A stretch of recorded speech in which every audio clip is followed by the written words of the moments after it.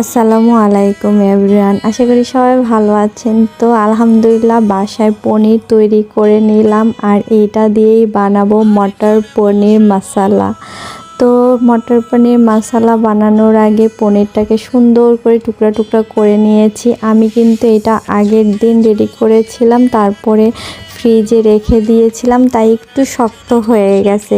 যদি আমি সাথে সাথে বানাতাম তাহলে দেখা যায় যে ওই সফটটি আমি রান্না করতে পারতাম। তারপরে কি করব, একটু শক্ত হওয়ার কারণে, যেটা আমরা বাজার থেকেও কিনে আনি, একটু শক্ত হয়ে যায়, একটু কুসুম গরম পানির ভিতরে দিয়ে সাথে সাথে তুলে ফেললে, আমি একটু লবণও দিয়েছিলাম, তুলে ফেললে আবার সেই আগের মতো সফট হয়ে যায়। তারপর কি করব, একটু বাটার দিয়ে সুন্দর করে পনিরটা ভেজে তুলে নিচ্ছি। পনির মশলা রান্না করার জন্য একটা গ্রেভি প্রথমে রান্না করা লাগবে। তার জন্য আমি অনেক ধরনের মশলা সুন্দর করে কুচি করে নিয়েছি। প্রথমে বাটারের ভিতরে একটা মরিচ, আদা কুচি, রসুন কুচি, পেঁয়াজ কুচি, একটা টমেটো, 3-4টা গোলমরিচ, এগুলো সুন্দর করে আমি মেখে মেখে রান্না করতেছি।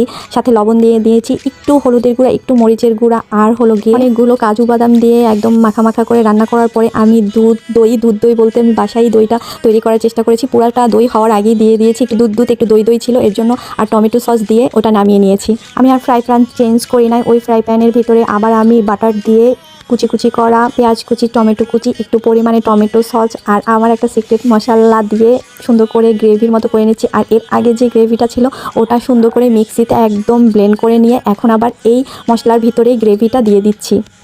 তো এই গ্রেভিটা সুন্দর মতো হয়ে গেলে আমার ভাজা পনিরের টুকরো